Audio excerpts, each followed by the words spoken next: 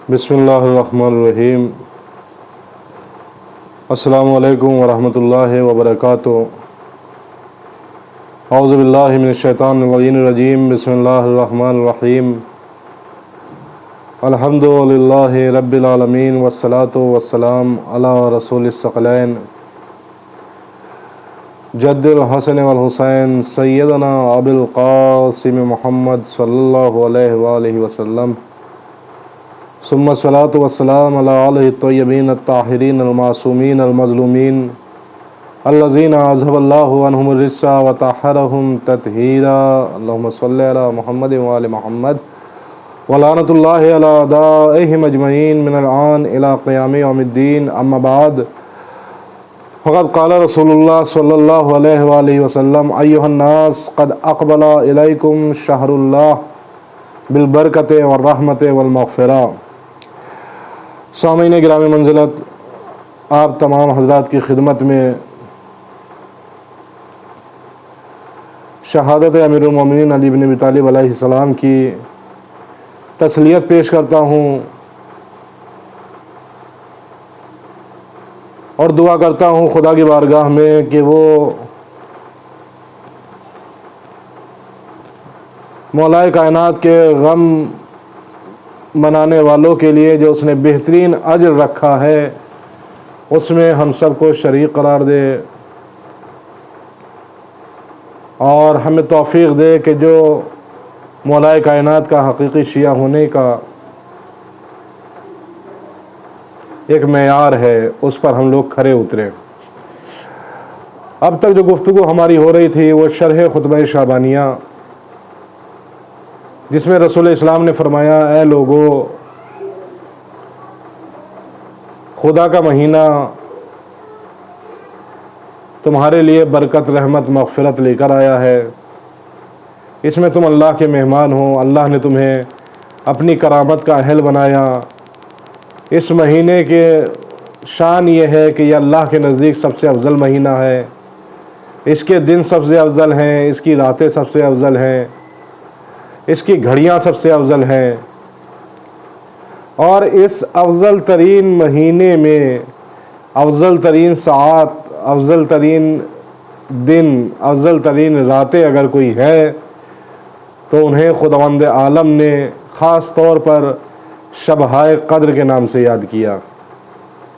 और कुरान मजीद में ऐलान फरमाया, इन्ना अंज़लनाहु फ़ी लैलतिल क़द्र, बेशक हमने इस कुरान को शब क़द्र में नाजिल किया।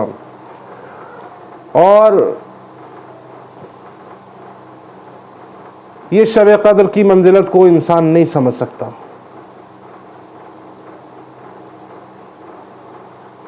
किसमें तवान है कि शब क़द्र को समझ सके। खुद खुदावंद आलम बयान फरमाता है कि लैलतुल क़द्र खैरुम मिन अल्फ़ि शहर, ये शब क़द्र 1000 महीनों से अफजल है। 1000 महीनों से। और उलमाए तफसीर जब तफसीर लिखते हैं तो कहते हैं कि 1000 महीने सिर्फ एक नंबर बयान करने के लिए या एक तादाद बयान करने के लिए बयान किया है, यानी ज़्यादा अदद। जब हम लोग अपनी उर्दू ज़बान में भी कहते हैं कि हज़ारों में एक है, लाखों में एक है, जब हम लोग ये गुफ्तगू करते हैं तो हम दर हकीकत हमारी मुराद हज़ार या लाख नहीं होते, बल्कि हमारा मकसद होता है कि ऐसा मिलना नामुमकिन है।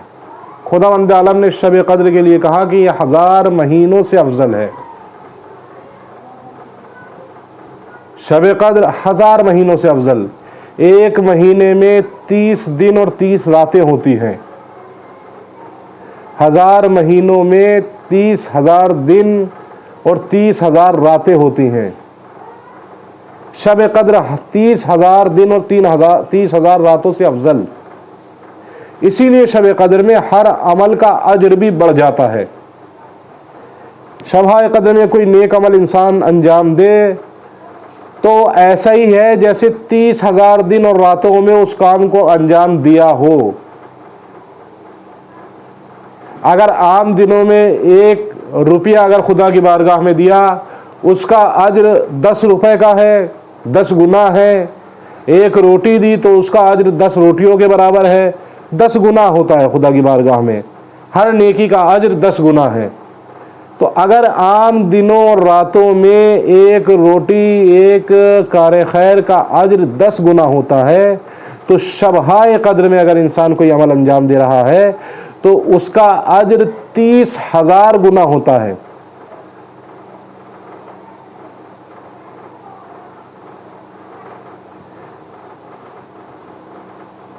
$30,000 टाइम्स ग्रेटर इसका अज्र होता है। कितना अज्र इंसान सोच सकता है। अगर किसी इंसान को कार खैर करना है तो ये रातें, ये दिन, ये सबसे अफजल हैं। जिस तरह ये शब-ए कद्र है, इसी तरह इनके दिन भी रोज़-ए कद्र हैं। ना इनकी रातों की कोई बराबरी है, ना इन दिनों की कोई बराबरी है। तो अगर इंसान कार खैर अंजाम दे रहा है, अब जो इंसान कार खैर करेगा शब कद्र में, वो 30,000 गुना उसका सवाब मिलने वाला है, अज्र मिलने वाला है। कोशिश करें इंसान, खुदा की बारगाह में जब पेश हो रहा है। बहरहाल, तो शब कद्र की मंजिलत ये है। शब कद्र के आमाल मुख्तलिफ हैं, आप लोग सुनते आ रहे हैं, किया भी हैं आपने 19वीं शब में आमाल जो किए हैं। चंद चीज़ें सिर्फ अर्ज करना है, चूँकि हमारा जो बयान आकर रुका था वो इस मुकाम पर आकर रुका था कि वरफ़ऊ आयदीकुम, अपने हाथ, वरफ़ऊ इलैहा आयदीकुम बिद्दुआ फ़ी औक़ात सलातिकुम, अपनी नमाज के वक्त अल्लाह की बारगाह में दुआ के लिए हाथ उठाओ। इस मंजिल पर आकर गुफ्तगू रुकी थी।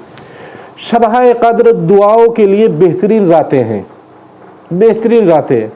इनसे बेहतर रातें दुआ के लिए, दुआ की कबूलियत के लिए नहीं हो सकती, इसलिए कि इन्हीं रातों में अल्लाह की तरफ से मलाइका नाजिल होते हैं।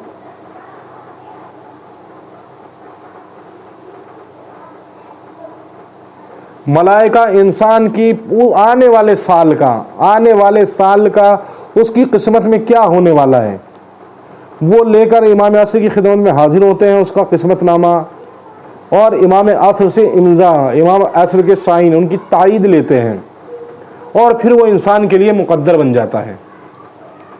तो शब कद्र में इंसान कोशिश करे कि तौबा करे खुदा की बारगाह में, जितनी ज़्यादा कर सकता हो, इसलिए कि जब नामा आमाल इमाम असर की खिदमत में पेश हो,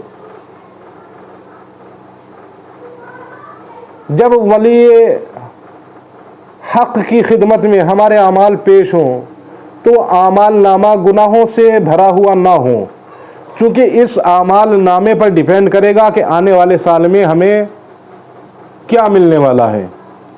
जो बजट्स होते हैं गवर्नमेंट के, आपने भी देखे हैं, जानते हैं कि जो पास होता है बजट, वो बजट जब लास्ट आ जाती है तो गवर्नमेंट के जो ऑफिसेज होते हैं वो उस बजट को खर्च करना चाहते हैं। क्यों? इसलिए कि अगर खर्च ना किया तो वापस चला जाएगा, और आने वाले बजट में उतना हिस्सा कम कर दिया जाएगा कि ये इजाफी था। ये शब कद्र है। शब कद्र में खुदावंद आलम इंसान की आने वाले साल का मुकद्दर लिखता है, और ये डिपेंड करता है इंसान की कारगुजारियों पर कि कारगुजारी कैसी थी। अगर खुदावंद आलम की नेमतों का शुक्र अदा नहीं किया है पूरे साल, इस शब कद्र में अदा कीजिए। अगर गुनाहों की मग़फ़िरत नहीं तलब की, शब कद्र में तलब कीजिए, इसलिए कि अगर तलब करेंगे तो इंशाअल्लाह ताला खुदा अता फरमाएगा। खुद फरमाया कि अपने हाथों को बुलंद करो दुआ के लिए। शब कद्र बेहतरीन वक्त है मग़फ़िरत के लिए।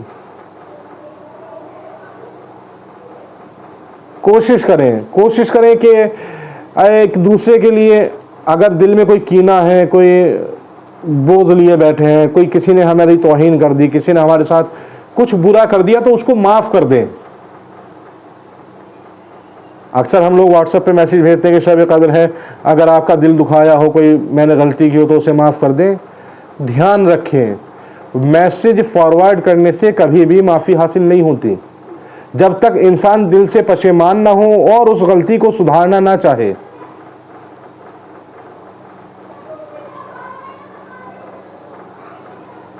दिल से पशेमान हो इंसान, सामने वाले इंसान जिसको सताया हो उससे इंसान माफ़ी मांगे, कहे कि भाई मेरी गलती थी, मुझे माफ़ कर दीजिए। हाँ, इसका भी ध्यान रखें, कभी कभी ऐसा होता है कि जब तक इंसान उसको सामने वाले को बताता नहीं कि उसने उसके साथ क्या बुरा किया है, तब तक ताल्लुकात अच्छे रहते हैं। और जैसे ही बताया कि भाई मुझे माफ़ कर दो, मैंने तुम्हारी ग़ीबत कर दी थी, मुझे माफ़ कर दो, मैंने तुम्हारे बारे में ऐसे झूठ बोल दिया था, मुझे माफ़ कर दो, मैंने तुम्हारे बारे में ये कर दिया था, तो जो अब तक दोस्ती और ताल्लुकात थे वो ख़त्म हो जाते हैं। तो कोशिश करें कि अगर ऐसा मामला है कि अगर आप इजहार कर देंगे तो अब तक जो खुशफहमियाँ थी वो ख़त्म हो जाएगी और बदगुमानी और बददिली पैदा हो जाएगी। तो बारगाह खुदा में हाथ उठाइए और दुआ कीजिए कि उस बंदे मोमिन के लिए इस्तिग़फ़ार कीजिए, उस बंदे मोमिन के लिए दुआ कीजिए, खुदा की बारगाह में दुआ कीजिए कि परवरदिगार, मैंने जो ख़ता की थी उसके लिए, उसके साथ जो बुरा किया था मैंने, परवरदिगार मैं अगर उससे कहूँगा तो शायद दुश्मनियाँ पैदा हो जाए। ऐ मेरे माबूद, तो उसके दिल में तौफ़ीक़ डाल कि वो जैसे मैं आज की शब उन तमाम लोगों को माफ़ कर रहा हूँ कि जिनके साथ मैंने कभी कोई बुरा किया है, ऐ परवरदिगार तू भी उस इंसान के दिल में तौफ़ीक़ डाल दे मेरे मालिक, कि वो भी ये दुआ तेरी बारगाह में करे कि परवरदिगार, अगर किसी ने मेरे लिए कुछ बुरा किया है तो उसको मैंने माफ़ कर दिया। इसलिए कि खुदावंद आलम है जो मुक़ल्लिबुल क़ुलूब है, जो दिलों को बदलने वाला है, दिलों के हालात को बदलने वाला है, वो खुदा है। तौबा जो करें, कोशिश करें, एक हिसाब करें, परवरदिगार तूने इतनी नेमतें मुझे अता की, मैं तेरा शुक्र अदा करता हूँ। और सबसे पहले अगर किसी नेमत का शुक्रिया अदा करना है तो वो नेमत ये है कि खुदावंद आलम की बारगाह में दस्त व दुआ हो और कहेंगे परवरदिगार तेरा शुक्र है कि तूने हमें वजूद बख्शा, वरना तू चाहता तो हमें पैदा ही ना करता। ये तेरा शुक्र है कि तूने वजूद बख्शा। फिर उसके बाद शुक्र अदा करें परवरदिगार आलम का कि परवरदिगार तेरा शुक्र है कि तूने हमें इंसान बनाया। इतनी मखलूक़ात हैं, इतनी मखलूक़ात हैं, ऐ परवरदिगार, इतनी मखलूक़ात के दरमियान तूने मेरे वजूद के लिए इंसान होना करार दिया, इंसान होना तूने मेरे लिए मुंतखब किया। ऐ परवरदिगार तेरा शुक्र है। और उसके बाद हाथों को जब बुलंद कर रखा है इस शुक्र के लिए, तो शुक्र करेंगे परवरदिगार तेरा शुक्र है कि तूने हमें रहमतुल आलमीन की उम्मत में करार दिया, मुसलमान बनाया। इतने मजहब हैं, बेदीन लोग हैं, गैर मुस्लिम लोग हैं, ऐ परवरदिगार तेरा शुक्र है कि तूने मुसलमान बनाया, अपनी बारगाह में तस्लीम होने वाला करार दिया। और उसके बाद हाथों को बुलंद करके कहेगा परवरदिगार तेरा शुक्र है कि तूने हमें रसूल इस्लाम के बाद गुमराह होने के लिए नहीं छोड़ा और हमारे हाथों में विलायत अमीरुल मोमिनीन का दामन पकड़ा दिया, वो रस्सी पकड़ा दी कि जिसने उस रस्सी को पकड़ लिया वो नजात पा गया, वो कश्ती दे दी कि जो उस कश्ती पर सवार हो गया वो निजात पा गया। शुक्र करे कि परवरदिगार तेरा शुक्र है कि तूने हमें आज़ादारी सैयदुल शुहदा की तौफीक दी, आज़ादार बनाया। फिर शुक्र करे कि परवरदिगार तेरा शुक्र है कि तूने ऐसे वालिदैन अता किए, ऐसे वालिदैन अता किए कि जिन्होंने हमें मुसीबतें उठाई, मशक्क़तें उठाई, परेशानियाँ उठाई, मगर हमें दीन से दूर नहीं होने दिया, अहले बैत से दूर नहीं होने दिया, खुदा से दूर नहीं होने दिया। शुक्र करेंगे परवरदिगार तूने, तेरा शुक्र है मेरे माबूद कि तूने हमें इस्ना अशरी बनाया, 12 इमामी बनाया, 12 इमामों को मानने वाला बनाया। अगर तेरी मदद और तेरा लुत्फ़ करम ना होता तो हो सकता है हम 6 इमाम को मानते, बस हो सकता है हम 7 इमाम को मानते, हो सकता है हम सिर्फ 4 इमामों को मानते हैं। तेरा शुक्र है कि तूने हमें मदद की हमारी और हम पर लुत्फ़ किया कि हम जब हिदायत के रास्ते पर आए तो हम आखिरी रहबर तक आ गए। शुक्र करे परवरदिगार आलम का कि परवरदिगार तेरा शुक्र है कि तूने हमें 12 इमामी बनाया और हमारी हिदायत के लिए, हमारे मामलात को सुलझाने के लिए हिदायत का सिलसिला ज़माने ग़ैबत में भी मराजईन के ज़रिए बाकी रखा, मुज्तहिदीन के ज़रिए बाकी रखा, वरना हम लोग शायद गुमराह हो जाते। एक एक नेमत का शुक्र अदा करते चले जाइए। असल नेमतें ये हैं, माल दौलत नेमत नहीं है, खाना पीना नेमत नहीं है। नेमत असल ये है जो खुदा ने अता की है कि अगर इन नेमतों में से एक नेमत भी खुदा ना अता करता तो ये जितनी भी दुनियावी नेमतें ये सब खत्म कोई वैल्यू नहीं रखती थी।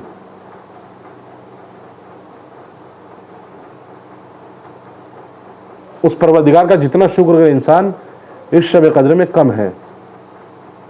जब शुक्र अदा कर ले उसके बाद दुआ के लिए हाथ उठाएं, कहें परवरदिगार तेरी बारगाह में दस्तबा दुआ है मेरे माबूद कि जो नेमतें तूने अता की हैं उनको दवाम अता फरमा, उनको बाकी रख, हमारी नस्लों में भी बाकी रख।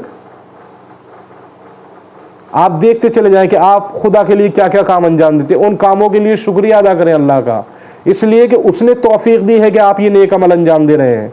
अगर किसी की मदद कर रहे हैं, परवरदिगार तेरा शुक्र है। अगर नमाज पढ़ रहे हैं, परवरदिगार तेरा शुक्र है। कुरान पढ़ रहे हैं, परवरदिगार तेरा शुक्र है।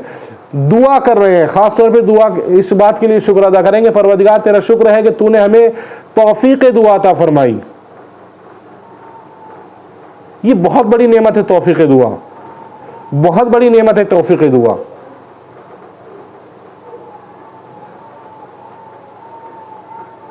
जनाब यूसुफ के भाइयों ने जनाब याकूब से कहा कि हमने ये कहा था, आपने कहा था परवरदिगार हमें सज़ा देगा, अजाब करेगा हम पर, मगर हम पर तो कोई ऐसी सज़ा नहीं हुई। तो जनाब याकूब ने एक सवाल पूछा था, कहा जनाब याकूब ने पूछा था कि ये बताओ कि तुम्हें दुआ करने में अब पहले जैसी लज्जत महसूस होती है या नहीं। कहा कि बेटों ने कहा कि नहीं, अब तो हमसे तौफीक दुआ छिन गई है। तो जनाब याकूब ने फरमाया कि इससे बड़ी सज़ा बारगाह खुदा में कुछ नहीं है कि खुदा इंसान से तौफीक दुआ छीन ले, दुआ की तौफीक तक छीन ले इंसान से। अगर दुआ की तौफीक छिन जाए यानी इंसान परेशान हो, आप सोचिए दुआ की तौफीक छिन जाना क्या है कि एक इंसान एक मुसीबत में फंस जाए, जा रहा है कहीं, गाड़ी खराब हो जाए। अब गाड़ी खराब हो जाए, किसे बुलाए? तो फोन करेगा ना इंसान। गाड़ी खराब होना परेशानी है, मुसीबत है, मगर अगर फोन भी डेड हो जाए, खत्म हो जाए, तो ये उससे बड़ी मुसीबत है। यानी तौफीक छिन गई है इंसान की, और ये तौफीक छिन जाना सबसे बड़ी, यानी कोई रास्ता नहीं है कि किसी को मदद के लिए पुकार सके। तो अगर खुदा ने आपको शब कद्र में दुआ की तौफीक दी है तो उसका शुक्र अदा करेंगे। इससे बड़ी कोई तौफीक नहीं हो सकती, इससे बड़ी कोई मदद नहीं हो सकती। अल्लाह की बारगाह में दुआ के लिए हाथ उठाएं तो सिर्फ अपने लिए दुआ ना करें, तमाम लोगों के लिए दुआ करें। इसलिए कि खुदावंद आलम को खुद गर्ज लोग बिल्कुल पसंद नहीं है, खुद पसंद लोग बिल्कुल पसंद नहीं है। खुदा चाहता यह है कि इंसान बारगाह खुदा में जब हाथ उठाए तो तमाम मोमिनीन के लिए दुआ करे, तमाम मोमिनीन के लिए। आपका कुछ कम नहीं होता, बल्कि जब इंसान दूसरों के लिए दुआ करता है तो खुदा इस इंसान को भी अता करता है। इसे शायद अपने लिए भी दुआ मांगने की ज़रूरत ना पड़े। अगर इंसान खुदा से दुआ मांग रहा है तो लोगों के लिए, लोगों की मुश्किलात हल होने के लिए दुआ मांगे कि परवरदिगार फला मोमिन परेशान है, उसकी परेशानी दूर कर दे। फला मोमिन की बेटी की शादी नहीं हो रही, असबाब वसाइल इज़्दिवाज मुहैया कर। फला मोमिन के बेटे को रोज़गार की परेशानी है, उसको रोज़गार मुहैया फरमा। फला मोमिन मरीज़ है, उसको शिफा अता फरमा। आप दूसरों के लिए दुआ कीजिए, आपके लिए खुदावंद आलम असबाब मुहैया करेगा, आपकी मुश्किलात आसान कर देगा। इमाम हसन में जनाब फ़ातिमा ज़हरा का वाक़या आपकी निगाहों में है। शब जुमा है, पूरी रात जनाब फ़ातिमा ज़हरा मुसल्ले इबादत पर है और तमाम लोगों के लिए दुआ करती चली जा रही हैं। इमाम हसन बैठे हुए हैं, सुबह का वक्त आया और इमाम हसन ने कहा कि ए वालिदा गिरामी, आपने तमाम लोगों के लिए दुआ की मगर ख़ुद के लिए दुआ नहीं की।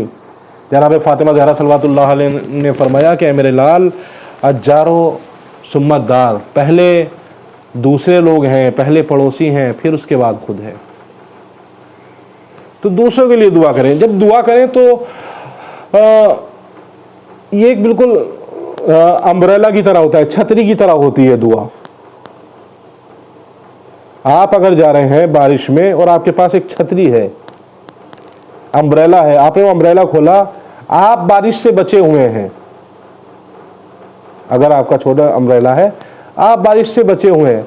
मगर अगर आपका अम्ब्रेला बड़ा हो, आपका छाता बड़ा हो, उसमें एक दो लोग और भी आ जाएं, तो ऐसा नहीं है कि उन लोगों के आने से आप भीग जाएंगे, नहीं, आप भी महफूज रहेंगे और वो लोग भी महफूज रहेंगे।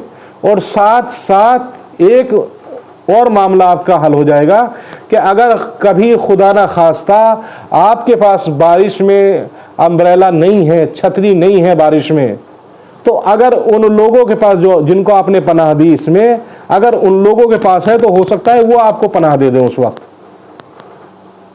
तो आज अगर आप किसी के लिए दुआ कर रहे हैं तो हो सकता है कल आप मोहताज दुआ हों और वही लोग, उनके दिलों में खुदावंद आलम ये तौफीक डाल दे कि वो आपके लिए दुआ करें।